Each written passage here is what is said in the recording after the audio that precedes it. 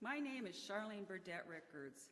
Was born in 1954 and was raised in Six Lakes, Michigan, a small farming community of about 350 people in Montcalm County, right on the corner of 46 and 66. Yes, there are 6 lakes. And on First Lake, Flat River begins, one of my great playgrounds as a child. Right, let's see. I'm second from last of 5 children to Virginia and Charles Raymond. My great love of the outdoors comes from my father. He taught me, as well as my siblings, how to respect nature.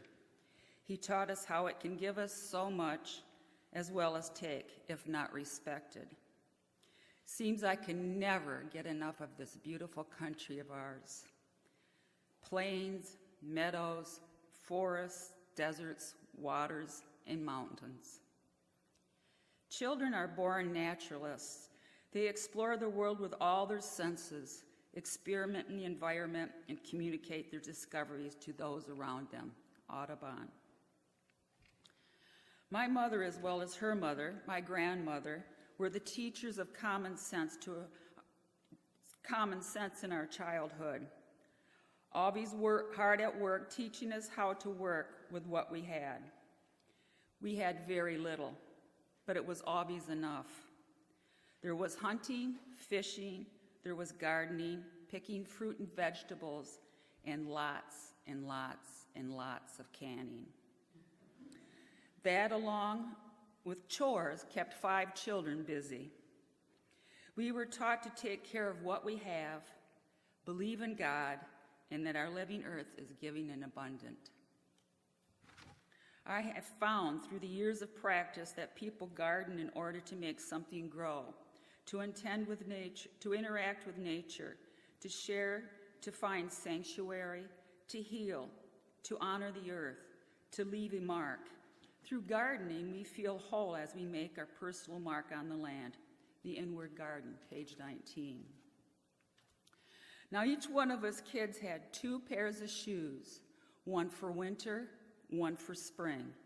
We'll add how extremely happy I am that snow boots have evolved into what they are today to keep your feet warm and dry. A winter coat, spring jacket, mittens knitted by Mrs. Cross down the street, hats for the boys, scarves for the girls. When my siblings and I received underwear or socks for Christmas, we were very grateful. Our mother, there were treats, as they were called. My siblings and I would walk the roadway looking for empty beer bottles or pop bottles worth 2 cents apiece. Thank you, State of Michigan, for bottle deposits. During summer, our riches would buy us an ice cream cone. During winter, penny candy. Our mother worked at the Lakeview Medical Center. On Fridays, she would work a late night shift in the lab. This is when the biggest treat came. She would pile us kids in the car, and we would ride to Lakeview with her. She would then drop us off at the Lakeview Theater, where we would be whisked away into another world of fantasy and sometimes truth. 25 cents got a big bag, or 25 cents got the kids 12 and under in, 50 cents over. Popcorn was 5 cents for small and 10 cents for little, or large. Soft drinks were out of our budget. Piglet noticed that even though he had a very small heart, I could hold a rather large amount of gratitude. A.A. Manila. Do any of you remember when the DNR introduced coho and Chinook salmon into the Great Lakes and rivers? I sure do. In late September, after school was out and my folks came home for the weekend, folks were home from work, my family and I would pack the car with bedrolls and fishing gear. Then we were off to catch some big uns on the Muskegon or Manistee River. One evening at home, I remember hearing Mom and Dad talk about the shame that fishermen would leave trash along the riverside. Anyway, when we got to the river to fish, us kids would gather wood for the bonfire and set up camp. Next day, we would fish all morning until lunch. When we were finished with lunch, my mother would announce it was time for a hike, and then would hand each one of us kids a bag. Off we went down the riverbank picking up trash, each one of us happily announcing if we found a bottle. After an hour or so, it was back to fishing. Always amazed me that anyone would leave trash along such beautiful rivers. Other than telling you about myself, you know as well as I do it was simpler times, and that our happiness is no different now than it is then. Personally, I would have loved to go back to the simpler times of the 50s, 60s without the baggage of racism, sexism, and bigotry. Change was in the wind. Most of us jumped on the bandwagon. The future is something which everyone reaches at the rate of 60 minutes an hour, whatever he does, whoever he is. C.L. Lewis. When I first noticed the change in my family and I didn't quite understand was when my older brother went into high school. They immediately got jobs. They started to buy their own things. They began to wear different clothes, different hairdos, even started to talk different. Personally, I was aggravated with the change until I had to get onto that big yellow bus myself. Taking me away from that lovely little school and teachers I so much loved, taking me away from the close-knit community, that village that helped raise the Raymond kids, to that big high school. Just like that, my life changed. It was all around me. Soon there were things I wanted. So at the tender age of 14, I started my first job. When it went to buying things, for the most part, I was sensible. Oh, the hours my sisters and I spent looking at JCPenney's and Sears catalogs. But like so many others, it became what I wanted, not what I needed. During this time in the 60s, a lot was changing. TV was becoming a big part in our lives. Any program began and ended with a commercial. Soon a commercial was put in the center of the program. Sunday newspapers were getting thicker, and thicker. Not with the news of the community, nation, or world, but with advertisements. And all those billboards along the highway. Music was changing in a big way. Sweet melodies of slow dancing, looking at the moonlight while holding hands, and how much as that doggy in the window became loud, hard, head-banging, and what can I get? It's hard to get used to these changing times. I can remember when the air was clean and sex was dirty, George Burns. I loved high school, though to me it seemed big. In comparison to many other schools, it was small. That was fortunate for this country bumpkin because I could keep up with the Joneses, as long as they didn't see my home and how I grew up. Slowly, I was becoming ashamed of who I really was and how I grew up. I wanted to be like people on TV, in the magazines and newspaper ads. There were so many signs of change that so many of us ignored, that it soon took over our lives. The best thing about the future is that it comes one day at a time. Abraham Lincoln. After high school, I found a furnished apartment for $75, a job that paid me $250 a week. Life was good. Was even saving money and living the high life. Life got even better when I met the love of my life. It was 1975. Was 21 when I married Peter. Our wedding cost us one of my paychecks. Peter and I were flower children. Our wedding was pretty much traditional up to the color of my dress and flowers in my hair. The vows we made were far too long. Soon after our marriage, there was a recession in Michigan because of car manufacturers moving out of Detroit. Peter quit college, I quit my job, packed our bags, and it was off to Denver, Colorado.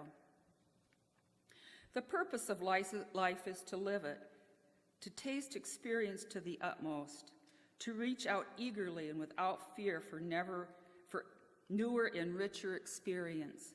Eleanor Roosevelt. A whole lot of other younger people moved there from all over the country.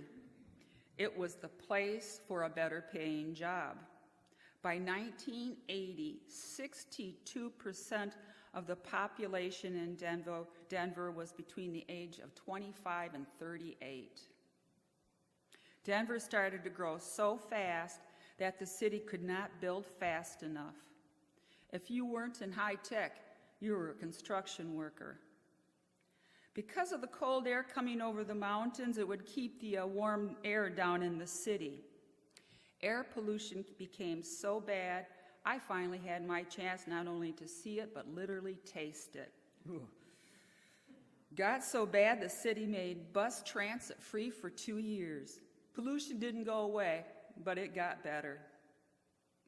During the 80s, Peter and I went from jumping on the bandwagon of consumerism to jumping onto a subsonic jet.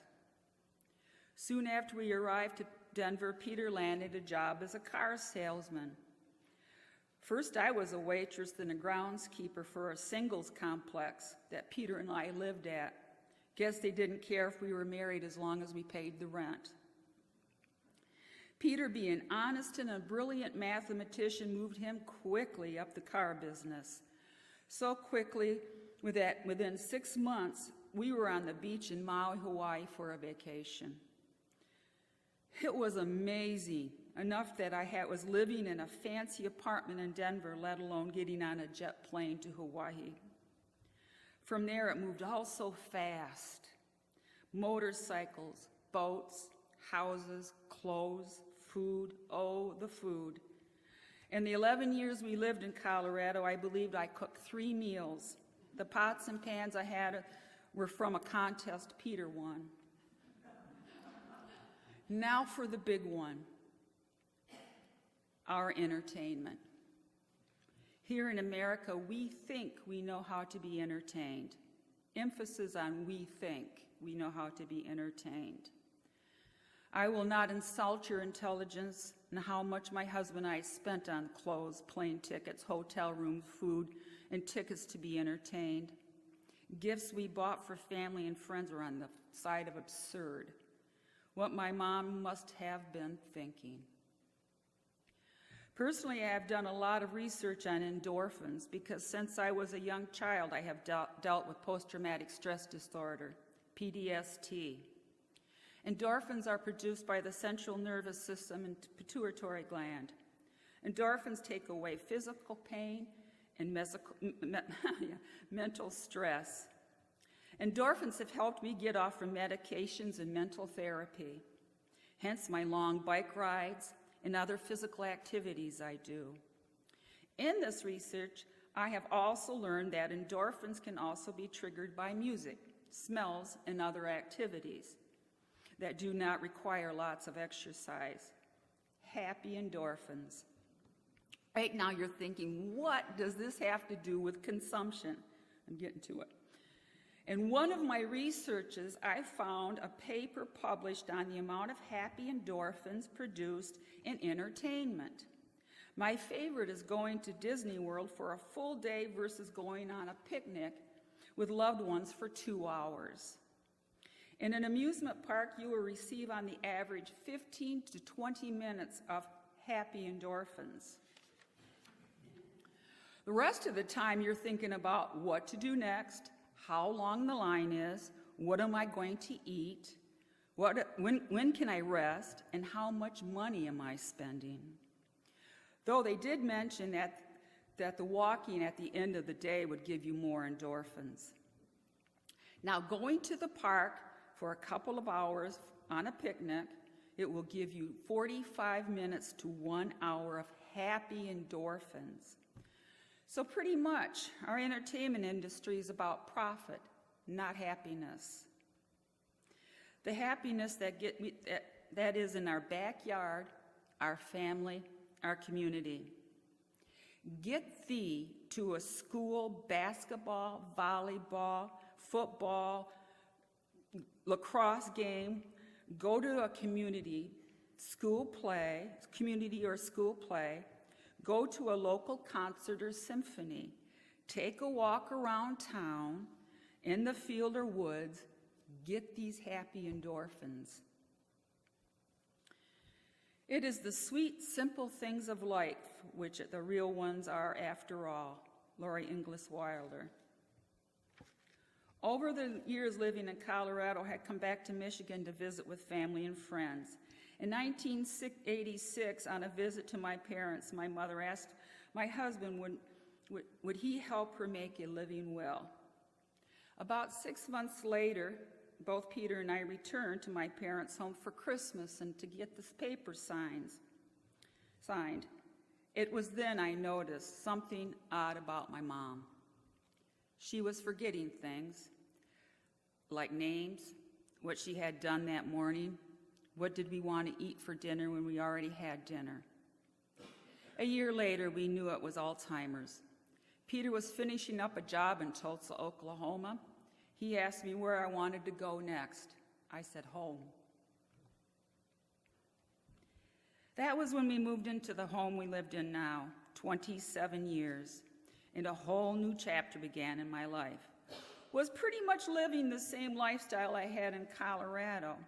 Then reality hit me in an interesting and good way.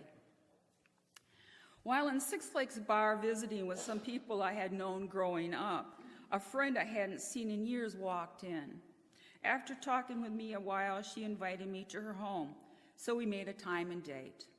Time came for the visit, and I drove to her home. Even before I knocked on the door, I became uneasy. There was trash everywhere. When I was invited into their home, I gasped at the odor and the chaos around me. She introduced me to her husband, and I gingerly found a place to sit. Her husband, whom worked full-time and more, she was unable to work because of an injury from a car accident. She handed me a cup of coffee and placed a plate of cookies in front of me. Through the whole visit, I was thinking about how fast could I get out of there. That night, I told Peter about my visit. He sat quietly listening and looking right into my eyes, then asked 2 questions. Were they polite? Oh, yes, I said, and told him how they welcomed me and gave me coffee and cookies, and they were glad to sit and talk about the old days, what was new in the community, and about our families. The next question, did you invite them to our home? No, I said. He said, Charlene, you have become a snob. Ouch. Took a while, but I finally came back to reality, my roots. Reality was, I too was from Six Lakes, simpler roots that I take great pride in now. After 15 years of marriage, I gave birth to our son, Sherman. There were a whole lot of happy endorphins to go around. My mom was filled with joy and was able to come to the baby shower. A babe in the house is a wellspring of pleasure, a messenger of peace and love, a resting place for innocence on earth, a link between angels and men.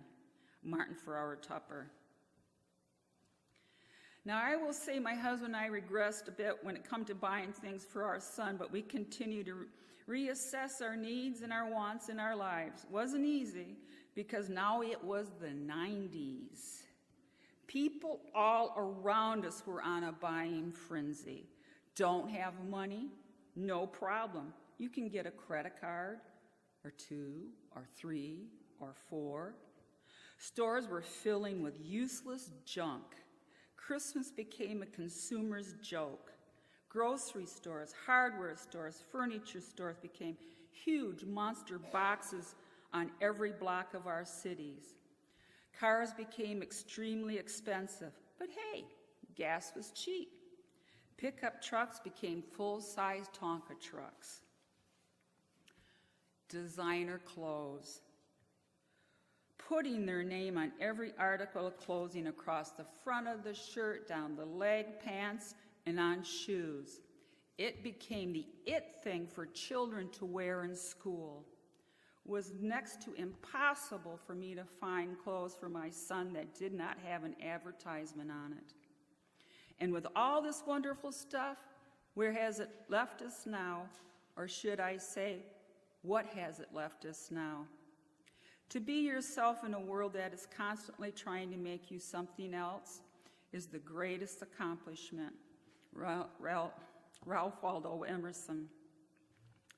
When Sherman was 5, my father passed away from cancer. When Dad died, I moved my mother into a bedroom in our home. By this time, she was unable to talk, feed herself, clean herself, and rarely recognized anything or anyone around her. Was able to walk her into a chair in the living room so she could be part of the household during the day. Sherman was amazing with his grandmother. He was so kind and attentive. There are 3 ways to ultimate success. The first way is to be kind, the second way is to be kind, and the third way is to be kind. Mr. Rogers. By the 5th month with us, Alzheimer had its death grip on my mother. She could no longer eat because of the living will. I would have to watch my mother starve to death. It was 6 months Mom was with us, her long battle of 8 years come to an end when she had a stroke. During the time my mom was with us, I would drive to the folks' home to begin the task of cleaning it out. By this time, my folks had a nice, small, comfortable home that my dad built. He was a carpenter all his adult life after World War II, trained by the Army after the war in Greenland. We believe they had him help build missile silos there. In their house, Dad had built a huge canning pantry, closets neat as pins, no stuffed closets or attic. Everything had its place. Although it didn't make it any easier, there were tears with every article I touched. Within 5 years, our son lost all his grandparents, Peter's mom and dad, and my mom and dad. Peter and I were emotionally exhausted. Grief is like an ocean. It comes on waves, ebbing and flowing. Sometimes the water is calm, and sometimes it's overwhelming. All we can do is learn to swim. Vicki Harrison. When Sherman was in the 6th grade, I was speaking with one of his best bud's mom, Vicki Krzyzeb. At the time, I told Vicki that I was considering going back to church. She spoke with so much enthusiasm about the First Congregational Church of Lowell that I checked it out. Right away, I was welcomed. Pastor LeWare was so passionate and knowledgeable of the Bible, yet he was saying things from the Bible in a different way that I had heard them when I was a child and a teenager. For me, it was like the first time you get to open a window in the spring. At this time, I also started volunteer work at the Flat River Outreach. That was a huge eye-opener on consumption. 80% of the stuff that came in is trash. Stuff you couldn't sell even at a yard sale. Oh yeah, some of it could be used, maybe. We would send a lot of it on to the Salvation Army where we knew even they wouldn't be able to use it. Our dumpsters weren't big enough. There were complaints by some of the volunteers about why don't people just take it to the dump? 1, they paid for this stuff. 2, nowadays a lot of people can't pay the $15 to take it to a dump. Was sorting clothes one day at Fromm when I came across 6 pairs of socks. Every one of them had been darned. I was in complete awe, so I showed some of my fellow workers the socks. A few actually thought it was disgusting that the previous owner would think anyone else would want these socks, when all I could think was that the previous owner cared for those socks and thought them good enough to repair and wear again. This church has helped me to think that way. Some of the holes in my life have been darned with the help of family and friends, especially here with my brothers and sisters. My brothers and sisters of this church has helped me to think about others beside myself. My brothers and sisters have honest and open dialogue, has been a recheck on my moral compass, pointing me into the direction of love, hope, peace, and joy, learning and using the teaching of our Savior, Jesus Christ. A man that walked among the people with only one purpose in mind, to teach us and to show us through his own life to care about each and every person you might come in contact with, to show it in ways of sharing your abundance. What is really extraordinary about living a simpler and giving life is that once you start practicing it, you find out how easy it really is. And on top of that, there will be more happiness, less stress. Remember at the beginning I mentioned on how a village helped raise the Raymond kids? It was no joke. Folks of the church, school, and community were always there for us. This is truly something I do know the truth, as well as everything you need to know you learned before kindergarten.